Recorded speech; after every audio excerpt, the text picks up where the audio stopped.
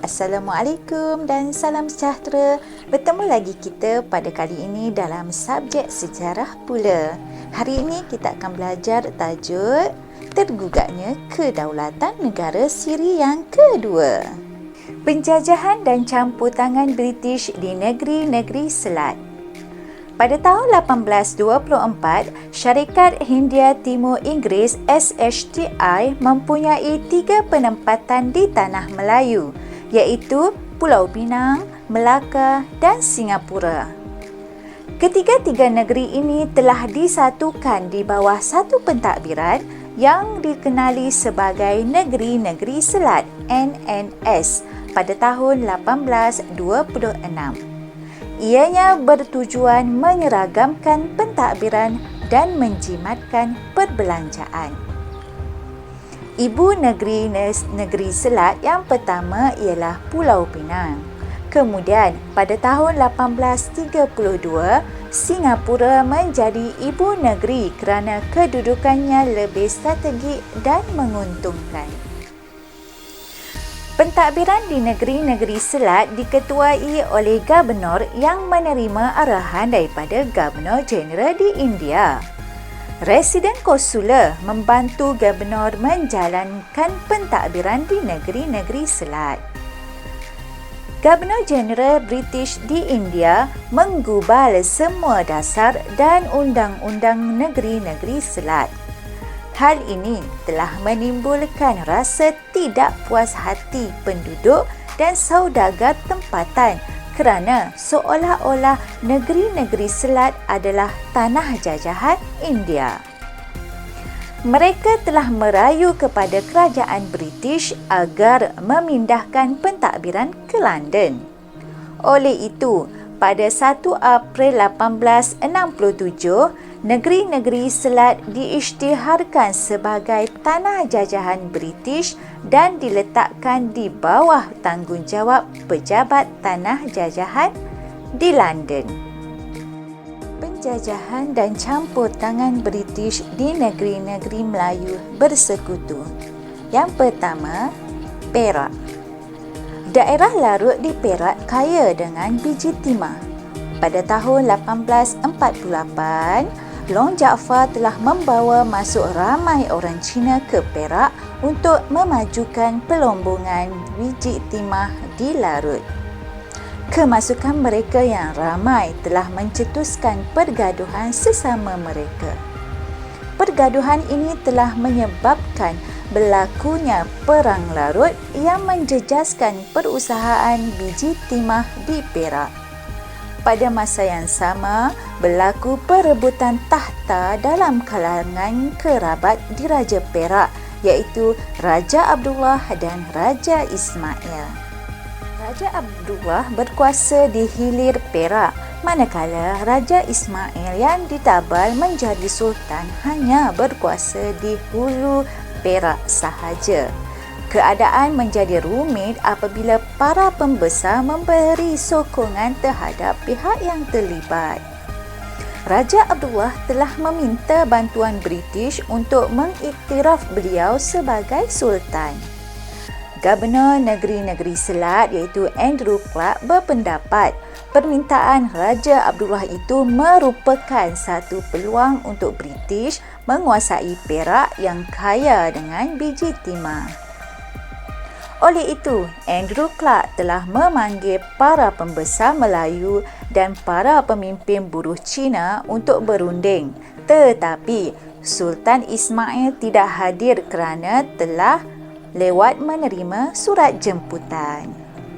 Hasil daripada rundingan tersebut, Perjanjian Pangkur telah ditandatangani pada 20 Jun 1874.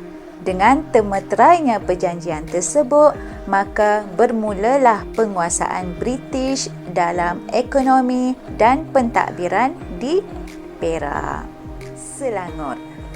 Daerah Kelang berada di bawah kekuasaan Raja Sulaiman.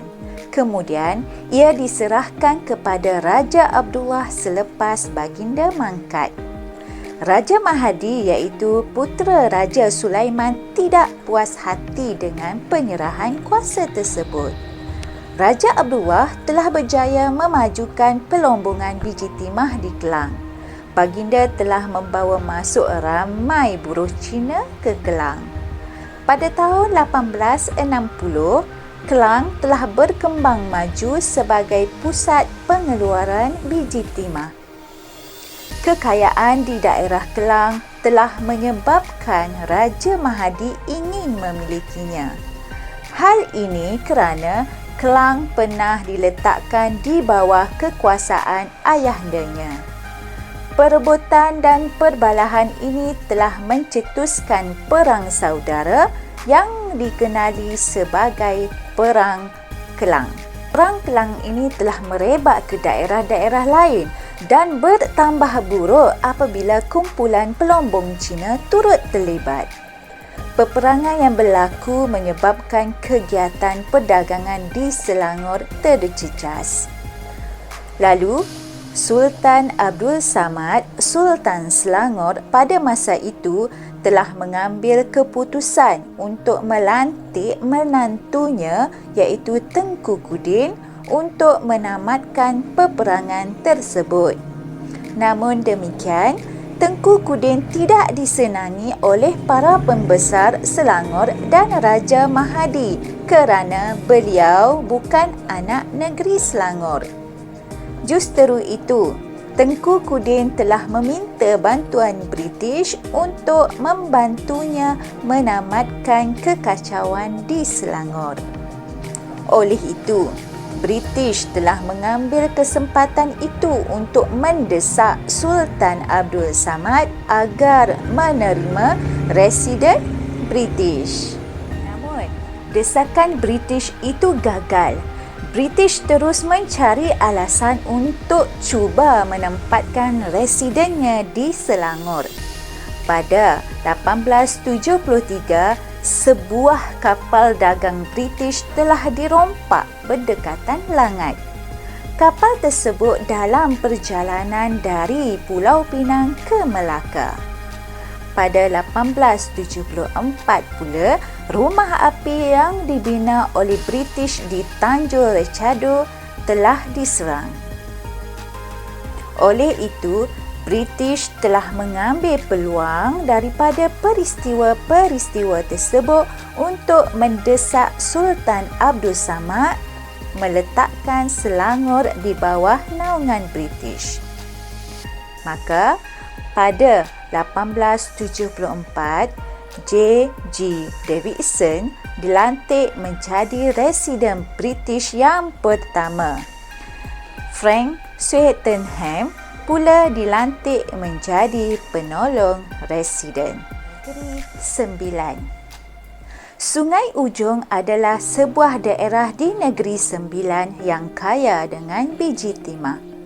Pada tahun 1872, Datuk Kelana Said Abdul Rahman dilantik menjadi pemerintah di Sungai Ujong. Pada masa yang sama, terdapat seorang lagi pembesar yang berpengaruh di Sungai Ujong, iaitu Datuk Bandar Kulub Tunggal. Persengketaan berlaku antara dua pembesar ini berpunca daripada perebutan kuasa memungut cukai di Sungai Linggi dalam daerah Sungai Ujong. Sungai Linggi merupakan jalan perhubungan utama ke Pelabuhan Melaka. Oleh itu, Datuk Kelana meminta bantuan British untuk mengukuhkan kedudukannya. British menggunakan peluang ini untuk menempatkan pengaruhnya di Sungai Ujong. Pada 1874, Datuk Kelana telah menandatangani perjanjian untuk menerima perlindungan British. British telah menempatkan seorang residen British di Sungai Ujong yang pertama.